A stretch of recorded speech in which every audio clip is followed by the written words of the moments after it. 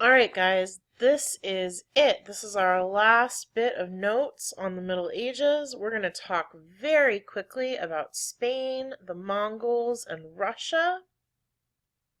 And then you will have any time remaining in class today to work on your SOL review packet. Take a look at the schedule, look at when your first quiz is coming up. It's not too soon, but it's not very far away.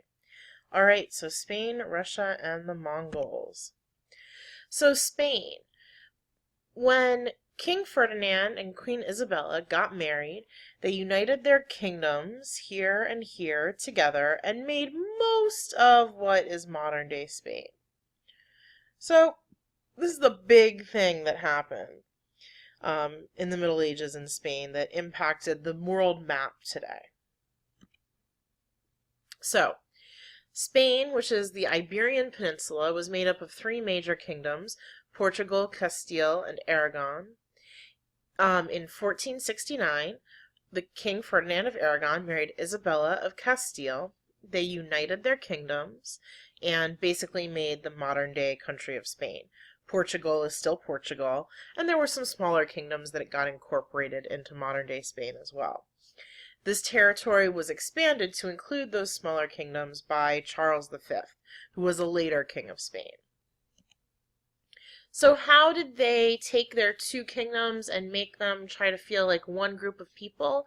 They did this through promoting religious unity, specifically by promoting Catholicism, and they did that by having no tolerance for other religions. Spain was a place where Jews, Muslims, and Christians had lived together peacefully for a pretty long time, and Ferdinand and Isabella totally changed all of that by setting up the Inquisition. These were courts set up to try heresy cases. Heresy meant speaking out against the church or doing acts that were not of the church, so basically practicing other religions. Jews and Muslims at that time were essentially forced to leave Spain or face the possibility of death. So, not a super fun time in Spain. But, Catholicism did become a uniting force in the country, so it kind of worked. Okay? And that's it about Spain. Let's talk for a minute about the Mongols. The Mongols said, "The greatest pleasure is to vanquish your enemies and chase them before you, to rob them of their wealth, and to see those dear to them bathed in tears, to ride their horses and clasp to your bosom their wives and daughters." This is a quote from Genghis Khan, the greatest of the Mongol emperors, or Khans. Khan was the title that he had. So it's like saying King Genghis, okay? Genghis Khan.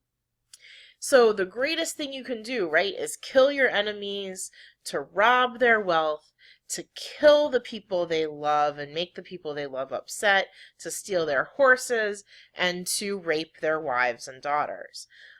Genghis Khan, in addition to being a great king who conquered lots and lots of land, fathered, mostly not, by choice, many, many, many, many, many children. So many children that 0.5%, this is it, 0.5% of today's population of the world is said to be able to trace their DNA back to Genghis Khan. So that doesn't sound like a lot, but there are over 1 billion people in the world, so that works out to something like 5 million people. Okay. So, the Mongols were a set of tribes that lived in the steppes of Asia. Steppes are large, flat areas at a high elevation, so they're kind of like the foothills of bigger mountains. But the area themselves are rather flat. You can see this picture in the background of the steppes of Mongolia today. They were known for being great horsemen. This is true in the country of Mongolia today, too. In traditional parts of the country where people still live a semi-nomadic lifestyle. Kids learn how to ride horses before they learn how to walk in many cases. They were extremely successful invaders.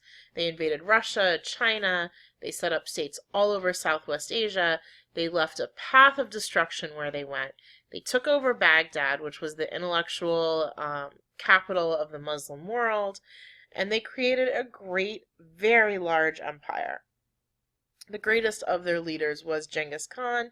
Probably the second best known is his grandson, Kublai Khan. So here's the Mongol Empire. It was really, really, really big, guys. This is like all of Asia. We're up here in Russia. Here's the Volga River in Russia. Look, they've pushed their way to the north side of the Black Sea. And many people believe that they could have taken over all of Europe. They were kind of at the door of Europe over here. You know, they're east or west of Constantinople, pushing their way into Europe. And what happened was the Khan at the time, the ruler, died.